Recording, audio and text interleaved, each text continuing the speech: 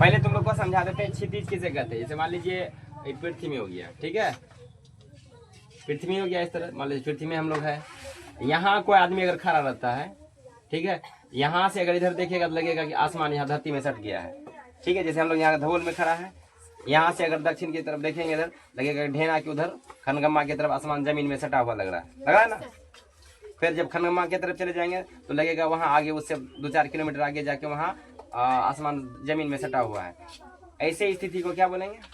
क्षितिज। इस तरह से आगे बढ़ते जाएंगे इसी टाइप का नजर आते जाएगा, इसी को क्या बोलेंगे? क्षितिज, ठीक है। जैसे यहाँ खड़ा है कोई आदमी तो यहाँ लगेगा आसमान गिर गया है, फिर जब यहाँ आ जाएगा तो फिर उसको लगेगा कुछ दूर आगे में जाके यहाँ सटा हुआ जमीन में, फिर यहाँ आ जाएगा तो लगेगा कुछ दूर आगे जाके यहाँ सटा हुआ जमीन में आसमान। इसी तरह से होते रहता है, इसी को क्या बोलते हैं? क्षितिज, ठीक है। और क्या बताए थे क्वेश्चन हो गए? अभी जो लिखा है, क्या क्वेश्चन लिखा है लास्ट वाला क्वेश्चन?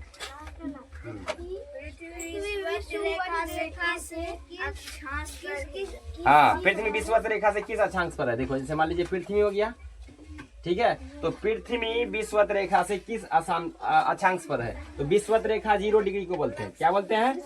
यहाँ 0 डिग्री हो गया, इधर से ए थोड़ा सा भी उत्तर बढ़ेंगे तो 0 से ऊपर जाएगा, और थोड़ा सा भी दक्षिण जाएंगे तो 0 से बढ़ेगा। तो यहाँ से इधर, यहाँ से पृथ्वी इधर 90 डिग्री है, ठीक है, यहाँ से भी इधर कितना है? 90 डिग्री अक्षांश है। कुल कितना? इधर हाँ, उत्तर भी 90 डिग्री अक्षांश और नीचे दक्षिण भी कितना डिग्री अक्षांश? 90 डिग्री अक्षांश है। इसको बोलते हैं विषुवत रेखा। तो क्या बोलेंगे? विषुवत। अब विषुवत रेखा में हमेशा गर्मी ज्यादा पड़ता है। इसका कारण क्या है कि विषुवत रेखा में हमेशा सूरज का किरण क्या पड़ता है? सीधा पड़ता है, तिरछा नहीं। सीधा पड़ने की वजह से विषुवत रेखा वाला एरिया में जो भी देश पड़ता है, यहाँ हमेशा क्या पड़ता है? गर्मी ज्यादा पड़ता है। और ज्यादा गर्मी पड़ने के कारण यहाँ का आदमी होगा पूरा कड़िया कड़िया होता है। क्या क्या होगा? कड़िया। जिस एरिया में भी ज्यादा गर्मी पड़ेगा तो पूरा कड़िया भूत आदमी होगा, सब समझे। और पृथ्वी अपने अक्ष पर कितना डिग्री झुकी है? 23.5 डिग्री। तो 23.5 डिग्री झुकी हुई है अपने अक्ष पर। यहाँ से भी 23.5 होगा और इधर भी कितना होगा? 23.5 डिग्री झुकी हुई है। अच्छा, इस टाइप का पेटिया जो लाइन है इसको बोलेंगे क्या? अक्षांश रेखा। इसको क्या बोलेंगे? अक्षांश रेखा बोलेंगे, ठीक है। और इस तरह से खारा जो रेखा होता है इसको क्या बोलते हैं? देशांतर रेखा। इसको क्या बोलेंगे? देशांतर रेखा। और पृथ्वी में देखो देशांतर रेखा, यानी एक देशांतर रेखा को सूरज को पार करने में कितना मिनट लग जाता है? 4 मिनट। कितना लगता है? 4 मिनट कुल लग जाता है। अब भारत के अंदर में सबसे भारत का पूरब का पॉइंट कौन सा? अरुणाचल प्रदेश में कोई जगह का नाम, ठीक है, अरुणाचल प्रदेश है। अब भारत का सबसे लास्ट पश्चिम में कौन सा है? गुजरात का राज्य पड़ता है। गुजरात का एक भुज एरिया है, वही पड़ता है। नहीं, कच्छ पड़ता है गुजरात का। हाँ, पश्चिम में सबसे लास्ट कच्छ और इधर पूरब में सबसे लास्ट अरुणाचल प्रदेश में है। तो अरुणाचल प्रदेश से लेकर के गुजरात के कच्छ तक कुल 30 को देशांतर है। कुल कितना देशांतर है? 30 को देशांतर है। और 30 को देशांतर को पार करने में पृथ्वी को 30 को देशांतर को पार करने में पृथ्वी को मोटा मोटी 2 घंटा का समय लग जाता है, ठीक है। और मान लीजिए अरुणाचल प्रदेश में सूरज उगा 5 बजे, मान लीजिए कितना बजे? 5 बजे। तो गुजरात के कच्छ में, कहाँ में? गुजरात के कच्छ में वहाँ सूरज कितना बजे उगेगा?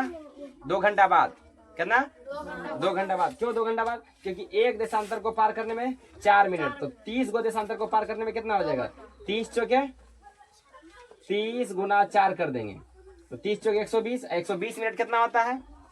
2 घंटा। कितना हो जाएगा? 2 घंटा।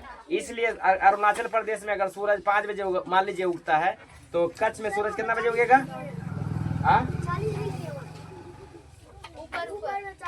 हाँ, देखो एक को पार करने में कितना लगता है? 4 मिनट लगता है, ठीक है। तो 30 को पार करने में कितना लग जाएगा?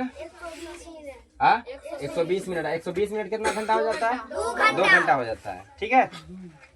तो इस तरह से देशांतर रेखा पर समय का निर्धारण किया जाता है किसी भी स्थान से। जैसे मान लीजिए कि उससे आगे जाएंगे तो फिर और देशांतर को पार करना पड़ेगा उससे। यानी सबसे पहले सूरज अगर उगता है तो कौन सा देश में उगता है सूरज?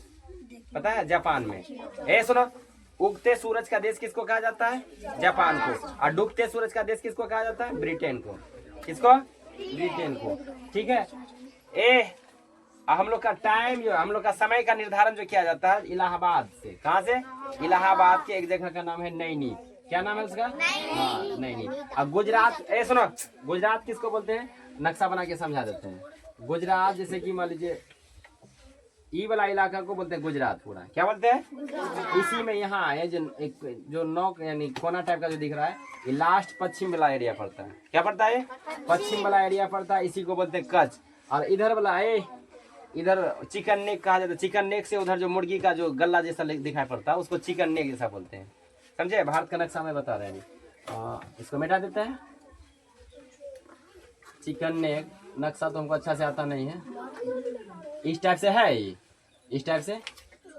तो इधर वाला एरिया को क्या बोलते हैं?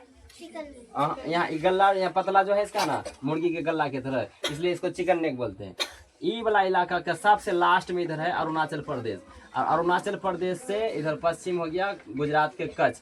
यानी इसके बीच का जो कुल देशांतर है, कितना देशांतर है इसमें? 30 को देशांतर है। तो 30 को देशांतर पार करने में 4 मिनट का समय लग जाता है हम लोग का, मतलब भारत में खाली।